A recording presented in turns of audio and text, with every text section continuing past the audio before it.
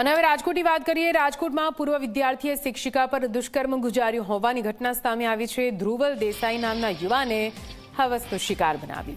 વર્ષ 2012-13માં ધોરણ 10માં ભણતો હતો ધ્રુવલ દેસાઈ। 2024માં સોશિયલ મીડિયા પર પીડિતા સાથે કર્યો હતો સંપર્ક। 2 વર્ષ સુધી લગ્નની લાલચ આપીને દુષ્કર્મ આચર્યું। પીડિતા પાસેથી દાગીના અને રોકડ મળી કુલ 6 લાખ પડાવ્યા છે। ધ્રુવલ દેસાઈએ અન્ય યુવતી સાથે સગાઈ કરી લીધી। સમગ્ર મામલે ગાંધીગ્રામ પોલીસ મથકે નોંધાઈ છે ફરિયાદ।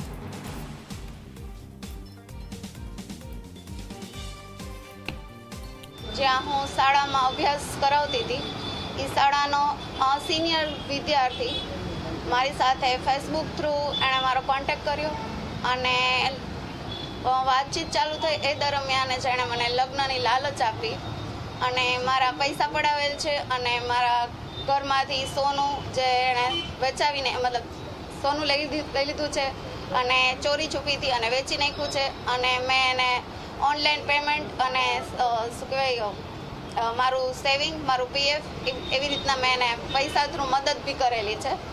લગ્નની લાલચના આ કારણે એણે મારી સાથે 1.5 વર્ષ સુધી શરીર સંબંધ બાંધેલા છે અને શારીરિક શોષણ કરેલું છે। એમનું નામ છે ધ્રુવલ પંકજભાઈ દેસાઈ।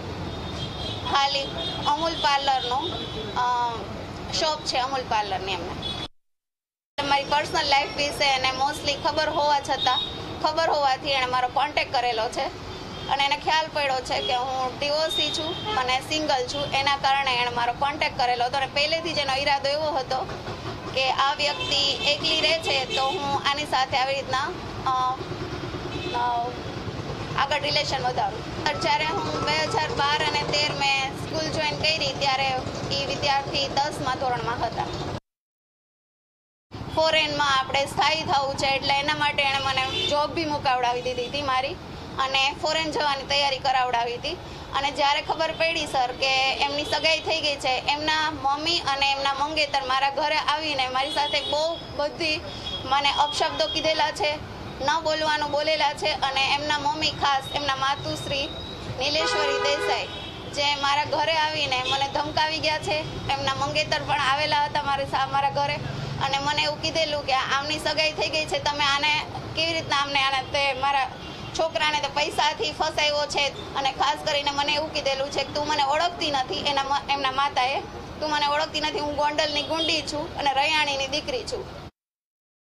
અને એ પછી મને એવું કહે છે કે મારે એમની સાથે સગાઈ તોડી નાખવી છે। તમને તો ખબર છે પટેલમાં ચટ મંગની અને પટ બિહા હોય છે, તો મારે તમારી સાથે જો ખોટું કરવું હોત તો હું તમારી સાથે કેવી રીતના હું રહી શકું। આ લોકોએ મને ધરારથી મતલબ મારા પેરેન્ટ્સે મને ધરારથી સગાઈ કરાવી છે અને મારે એ સગાઈમાં મતલબ મારી સગાઈ તોડી નાખવી છે અને મેરેજ તમારી સાથે જ કરવા છે અને મારે તમારી સાથે જ બહાર સ્થાયી થવું છે।